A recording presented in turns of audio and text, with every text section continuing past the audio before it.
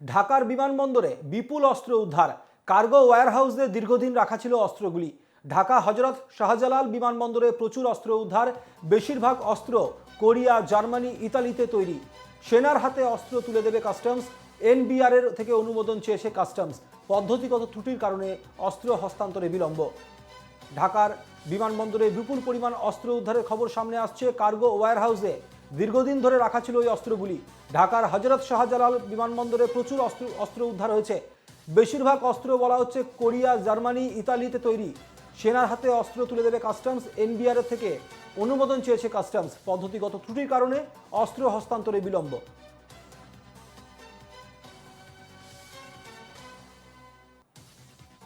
ইলমাস Syed, assistant editor, এই মুহূর্তে আমাদের সঙ্গে রয়েছেন। ইলমাস, ঢাকার বিমানবন্দরে প্রচুর পরিমাণে অস্ত্র উদ্ধারের খবর সামনে আসছে, কি তথ্য এগিয়ে আসছে? একেবারেই সুমিত, যে খবর আমরা পাচ্ছি যে গতকালকে আমরা দেখেছিলাম চট্টগ্রাম বন্দরে সেখানে একটি পাকিস্তানি জাহাজ এসেছিল, তাতে এক্সপ্লোজিভ কিংবা বিস্ফোরক পাওয়া গেছে। আজকে যে খবর আমরা পাচ্ছি তা হলো ঢাকার ইন্টারন্যাশনাল এয়ারপোর্টে, হজরত শাহজালাল ইন্টারন্যাশনাল এয়ারপোর্ট ঢাকা, সেখানে একটি ওয়্যার হাউসে বিপুল পরিমাণে অস্ত্র ভাণ্ডার পাওয়া গেছে। এবং সেই অস্ত্র ভাণ্ডারের মধ্যে রয়েছে কাস্টম, অর্থাৎ বাংলাদেশের কাস্টম যে চিঠি দিয়েছে সেই চিঠিতে লেখা রয়েছে ৭৬টি ফায়ার আর্ম রয়েছে, ৯৭,৮৩৫টি কার্তুজ রয়েছে কিংবা লাইভ রাউন্ড রয়েছে, গুলি রয়েছে, ১৫ কেজি গান কার্ট্রেজেস রয়েছে, ৬টি খালি ম্যাগাজিন রয়েছে, ৪টি এয়ারগান রয়েছে এবং ৫টা তলোয়ার রয়েছে। এই অস্ত্রগুলি কোরিয়া, জার্মানি এবং ইটালিতে ম্যানুফ্যাকচার হয়েছে। এই গোটা অস্ত্র ভাণ্ডার সহজমল এয়ারপোর্টের একটি ওয়্যার হাউসে এতদিন পড়েছিল এবং এবার কাস্টমসের মোবারক খানম, কমিশনার ঢাকা কাস্টমস, তিনি বলছেন, তিনি সিচুয়েশনকে অ্যাকনলেজ করেছেন এবং বলছেন যে এইগুলোকে মিলিটারির কাছে পাঠানো হচ্ছে। কেন এতদিন ধরে ঢাকার বিমানবন্দরে এত অস্ত্র ভাণ্ডার পড়েছিল, কে তা মজুত করলো, এই নিয়ে এখনো পর্যন্ত বাংলাদেশের কাস্টমসের তরফ থেকে কিংবা বাংলাদেশের এভিয়েশনের তরফ থেকে কোনো রকম কিছু তথ্য উঠে আসেনি। তবে রীতিমতো উদ্বেগজনক, গতকালকে আমরা দেখলাম চট্টগ্রামে একেবারে এক্সপ্লোজিভ বোঝাই দুটো কন্টেনার, যা পাকিস্তান থেকে যে জাহাজ এসেছিল। এবার জানা যাচ্ছে ঢাকার এয়ারপোর্টে এত অস্ত্র, প্রায় ১,০০,০০০ লাইভ রাউন্ড, ৯৪,০০০-এর কিছু বেশি লাইভ রাউন্ড, তার সঙ্গে ৭৬টি ফায়ার আর্ম, ১৫ কেজির কাটেজ এবং কয়েকটা এয়ারগানও পাওয়া গেছে এবং এমটি ম্যাগাজিনসও পাওয়া গেছে, তলোয়ার পাওয়া গেছে। কারা মজুত করছে এত অস্ত্র, কোন কারণে মজুত করছে এত অস্ত্র? এই অস্ত্র কি জলপথে কিংবা অন্য কোনো চোরা পথে ভারতে পাঠাবার কোনো পরিকল্পনা ছিল?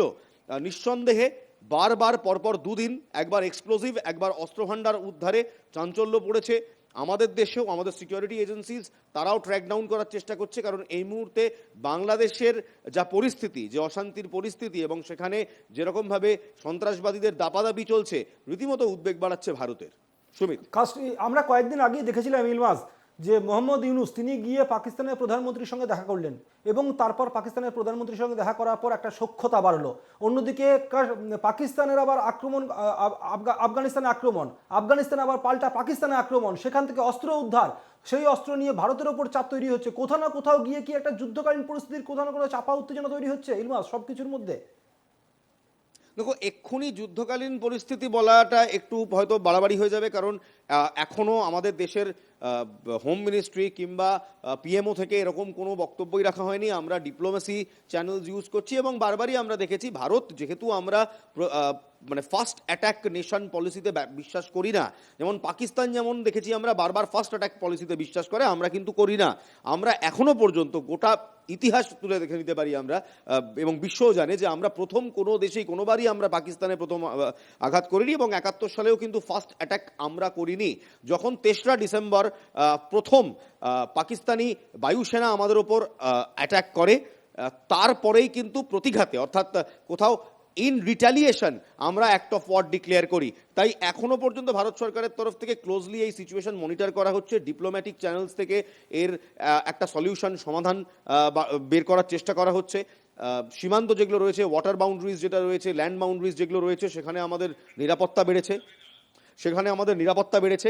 কিন্তু সবের মধ্যেও এখনো পর্যন্ত যুদ্ধকালীন পরিস্থিতি তৈরি হয়নি। তবে হ্যাঁ, ঢাকাতে বারবার এই নিয়ে পরপর দুবার বাংলাদেশে অস্ত্র ভাণ্ডার উদ্ধার হওয়া এবং তারপর বিস্ফোরক উদ্ধার হওয়া, দুটোই কিন্তু রীতিমতো উদ্বেগ বাড়াচ্ছে, আমাদের ভারতীয় ডিপ্লোম্যাটিক চ্যানেলসেও উদ্বেগ বাড়াচ্ছে। ঠিক কোন পথে এই মুহূর্তে বাংলাদেশ যেতে চাইছে সেটা কিন্তু এই মুহূর্তে বোঝা যাচ্ছে না।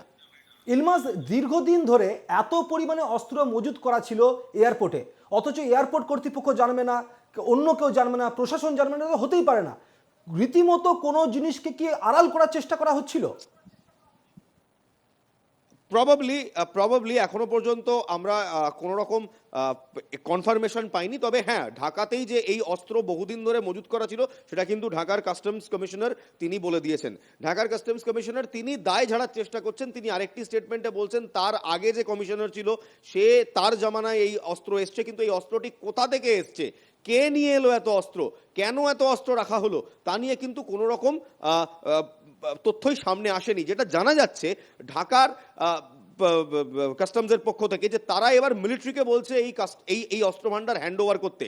কিন্তু সমস্যা হচ্ছে, কয়েকদিন আগে তোমার যদি মনে থাকে মোহাম্মদ ইউনুস বলেছিল পাকিস্তান থেকে কোনো জাহাজ এলে কিংবা কোনো পণ্যবাহী জাহাজ এলে সেগুলো চেক করা হবে না। গতকালকে পাকিস্তানের করাচি বন্দর থেকে যে জাহাজটি চট্টগ্রামে এসেছিল তার আইটানারি লিস্ট যদি দেখো, সেই আইটানারি লিস্টে কিন্তু পরিশুদ্ধ চিনি, সোডা অ্যাশ, কাপড়ের রোল এগুলোই ছিল। এক্সপ্লোজিভসের কোনো মেনশনই ছিল না, কিন্তু তার ভেতরও চোরাগোত্তাভাবে 2টো কন্টেনার অস্ত্র এক্সপ্লোজিভস পাঠানো হয়। তারপর অস্ত্র, এই অস্ত্র কারা পাঠাচ্ছে, কেনই বা মজুত করছে? ইউনুস সরকার তারাও কি এর পেছনে আছে? কারণ এই মুহূর্তে আমরা দেখেছি পাকিস্তানের সঙ্গে সখ্যতা তাদের বাড়ছে। যে পাকিস্তান 1971 সালে এই বাংলাদেশের মানুষকে কচুকাটা করেছিল, সেই পাকিস্তানের রোল ভুলে গিয়ে উল্টে ভারতের ওপর এখন বিদ্বেষ জন্মেছে বাংলাদেশের যারা উপদেষ্টা রয়েছেন, অন্তর্বর্তী সরকারের উপদেষ্টা রয়েছেন, এমন অনেক উপদেষ্টার ফেসবুক পোস্ট আমরা দেখেছি, সোশ্যাল মিডিয়া পোস্ট দেখেছি, যেখানে একটা গ্রেটার বাংলাদেশের তারা স্বপ্ন দেখছেন, সেই মানচিত্র তারা শেয়ার করছেন। তাই অল ইন অল এর সঙ্গে অন্তর্বর্তী সরকার কতটা জড়িত, জামাত জড়িত থাকার একটা প্রবল সম্ভাবনা উঠে আসছে। অর্থাৎ সবকিছুর দিকেই কিন্তু ভারতের নিরাপত্তা উপদেষ্টা থেকে শুরু করে তদন্তকারী অফিসার প্রত্যেকেই নজর রাখছে। অনেক ধন্যবাদ ইলমাস, আমাদের সঙ্গে ছিলেন আমাদের অ্যাসিস্ট্যান্ট এডিটর ইলমাস সঈদ।